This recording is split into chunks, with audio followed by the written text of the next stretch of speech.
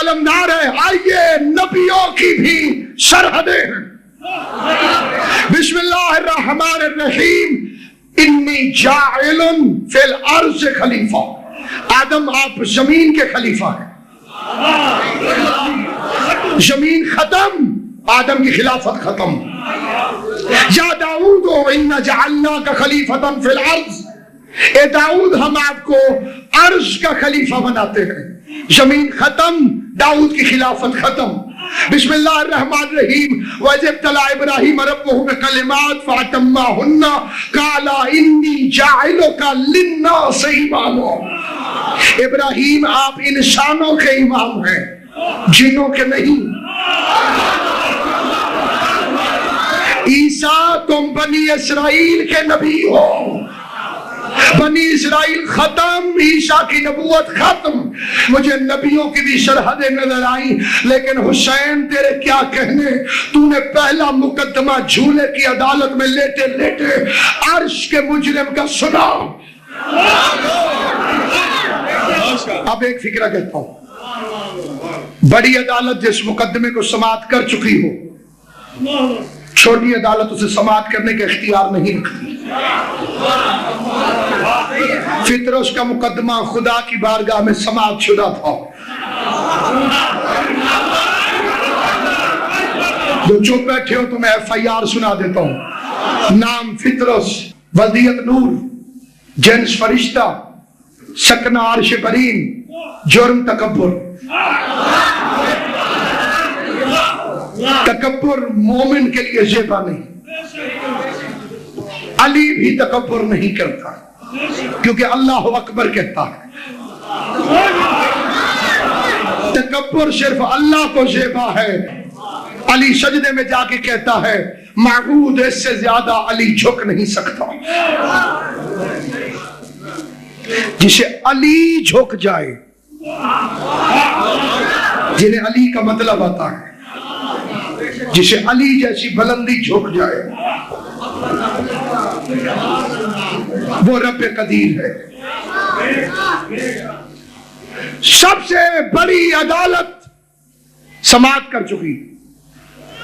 عدالت الہیہ میں فطرس مجرم ہے، کیا کیا جائے؟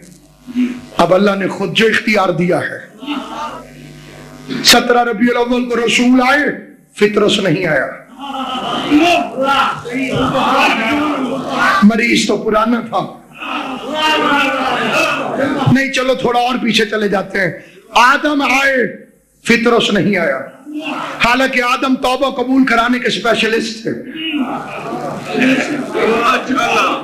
نوح کشتی لے کے پھرتے رہے، فطرس بیٹھ کے پار اترنے نہیں آیا۔ ابراہیم آگ کو گلزار بنانے کا ہنر جانتے تھے، فطرس جلے ہوئے پر ٹھیک کروانے نہیں آیا۔ موسیٰ کی پہاڑ پہ جا کے خدا سے گل بات تھی، یہ اپنی اپلیکیشن فارورڈ کروانے نہیں آیا۔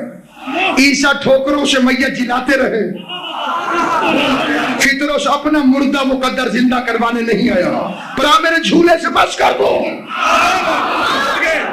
میں کہتا ہوں مولا حسین، جھولا تو پرانا ہے، آپ نے فطرس کو خود مس کر کے شفا کیوں نہیں دی؟ آخر کیوں کہا جھولے سے مس کرو، جھولے سے مس کرو، جھولے سے مس کرو۔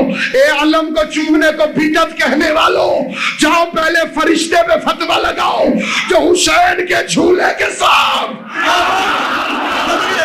اپنے جسم کو مس کر رہا تھا۔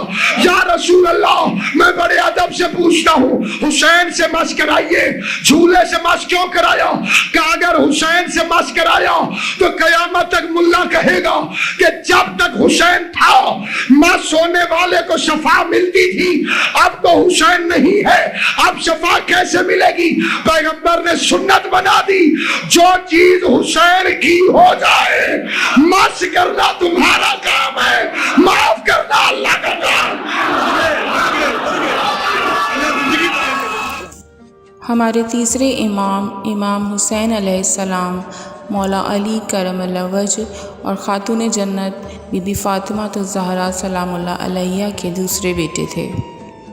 جب آپ پیدا ہوئے تو آپ صلی اللہ علیہ وآلہ وسلم بہت خوش ہوئے اور آپ کو دیکھنے کے لیے دوڑ پڑے۔ اللہ کے حکم سے آپ نے ان کا نام حسین رکھا۔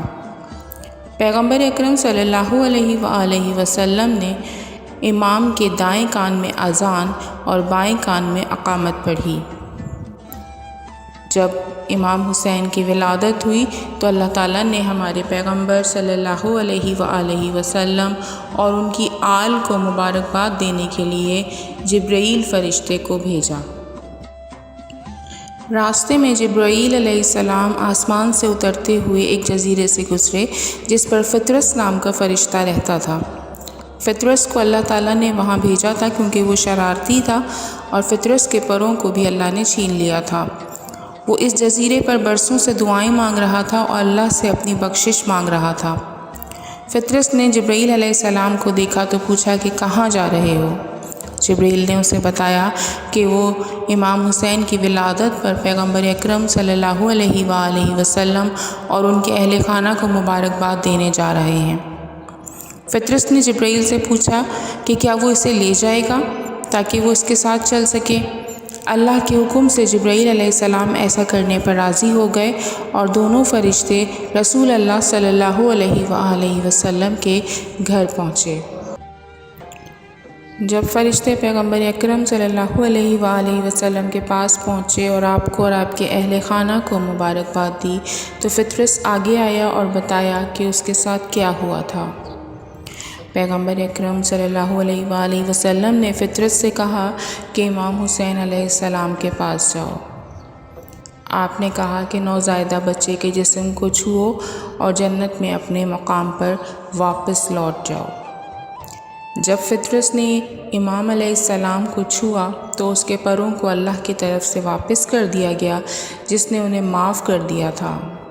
خوشی کے عالم میں فرشتہ واپس آسمان کی طرف بڑھ گیا۔ پیغمبر اکرم صلی اللہ علیہ وآلہ وسلم اور ان کے نواسے کی حمد و ثنا کرتے ہوئے۔ راہب کے پاس بیٹے نہیں تھے۔ میں کہیں تقریر کر رہا تھا کہ مولوی صاحب کھڑے ہو گئے کہنے لگے راہب والا واقعہ کہاں لکھا ہوا ہے؟ کسی راہب کو حسین نے بیٹے نہیں دیے۔ میں نے کہا اس مجمع میں وہ بندے کھڑے ہو جائیں جنہیں حسین نے بیٹے دیے ہیں۔ کہ میں نبی صاحب آدھے سے زیادہ مجمع کھڑا ہو گیا۔ میں نے کہا راہب کو چھوڑ پہلے ان کی بات کر۔ توجہ ہے یا نہیں آپ حضرات کی؟ راہب نے آ کر کہا رسول خدا سے کیا میری تقدیر میں اولاد ہے؟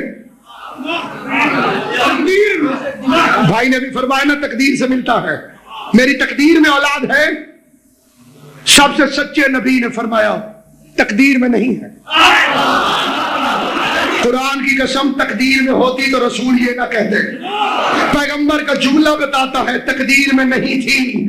یا رسول اللہ پھر آپ نے کہا کیوں؟ کہ امت کو بتانا چاہتا ہوں کہ اولاد تقدیر سے نہیں ملتی، شبیر سے ملا کرتی ہے۔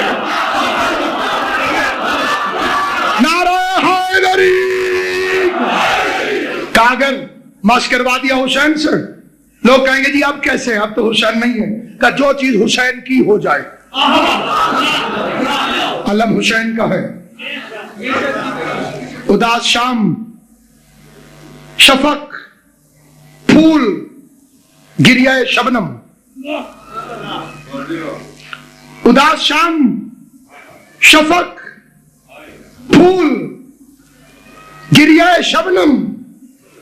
خدا کا ملک ہے لیکن اثر حسین کا ہے۔ اسے بات سمجھ آئے گی وہ بولے گا۔ اداس شام، شفق، پھول، گریہ شبنم۔ خدا کا ملک ہے لیکن اثر حسین کا ہے۔ بتا رہا ہے فضا میں علم کا لہرانا، مکین کوئی بھی ہو پر یہ گھر حسین کا ہے۔ جسے بات سمجھ آئے گی وہ میرے ساتھ بولے گا۔ مکین کوئی بھی ہو۔ چوتھے بھی تین اگلے شعر پر میں عام پبلک کی نہیں ماتمیوں کی توجہ چاہتا ہوں۔ جہاں حسین کے دوست تشریف فرمائے بیٹھے ہیں اٹھے، جہاں جہاں تک میری آواز جا رہی ہے. اداس شام شفق پھول گریائے شبنم خدا کا ملک ہے لیکن اثر حسین کا ہے. بتا رہا ہے فضا میں علم کا لہرانا مکیر کوئی بھی ہو پر یہ گھر حسین کا ہے. یزیدیت جو کہیں منہ چھپا کے بیٹھی ہے خدا کا خوف نہیں اس کو ڈر حسین کا.